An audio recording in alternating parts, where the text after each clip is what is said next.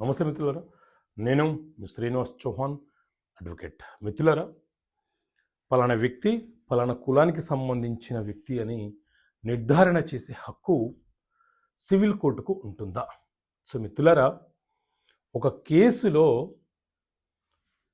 AP scheduled tribes employees association versus Aditya Pratap అనే కేసులో high court ఒక తీర్పునిచ్చింది.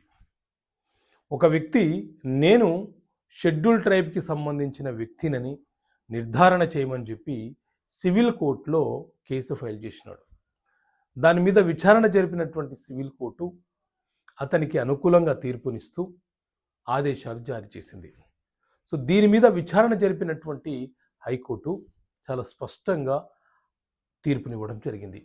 సివిల్ ప్రొసీజర్ కోడ్ సిపిసిలోని సెక్షన్ 9 ప్రకారంగా ఒక వ్యక్తి పలానా కులానికి సంబంధించిన వ్యక్తి అని నిర్ధారణ చేసే అధికారము సివిల్ కోర్టుకు లేదు.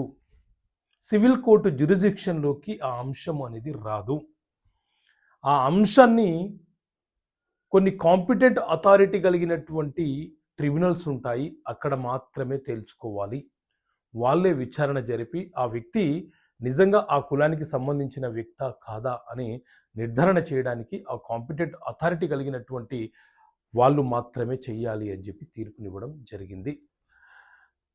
లేదా హైకోర్టులో రిట్ పిటిషన్ వేసుకొని అతని మీద జరిగినటువంటి అలిగేషన్స్ ఏంది, అతను ఎందుకు నేను పలానా కులానికి సంబంధించిన వ్యక్తిని చెప్పుకోవాల్సిన పరిస్థితి ఏర్పడ్డది, అతనికి ఉన్న ఆధారాలు ఏవి అనేవి హైకోర్టుకు సబ్మిట్ చేసి నిరూపణ చేసుకోవచ్చు. అంతేగాని నేను పలానా కులానికి సంబంధించిన వ్యక్తిని నిర్ధారణ చేయమని చెప్పి సివిల్ కోర్టులో వేసినా, సివిల్ కోర్టు దాని మీద ఆదేశాలు ఇచ్చినా అది చెల్లుబాటు కాదు, అది నల్ అండ్ వైడ్ కిందికి వచ్చేస్తుంది అని చెప్పి తీర్పునివ్వడం జరిగింది. సో ఇలా ప్రతి నెల ఆయా హైకోర్టులు ఇచ్చే తీర్పులు, సుప్రీంకోర్టు ఇచ్చే తీర్పుల కాపీని మీకు అందించే ప్రయత్నం చేస్తాం.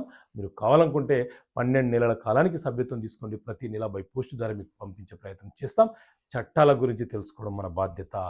రాజ్యాంగం చెప్తుంది చట్టాల గురించి ప్రజలకు అవగాహన ఉండాలి. పౌరులు చట్టాల మీద అవగాహన పెంపొందించుకుంటే ప్రశ్నించే తత్వాన్ని అభివృద్ధి చేసుకుంటారని తెలియపరుస్తుంది. ఓకే మిత్రులారా, థ్యాంక్ యూ.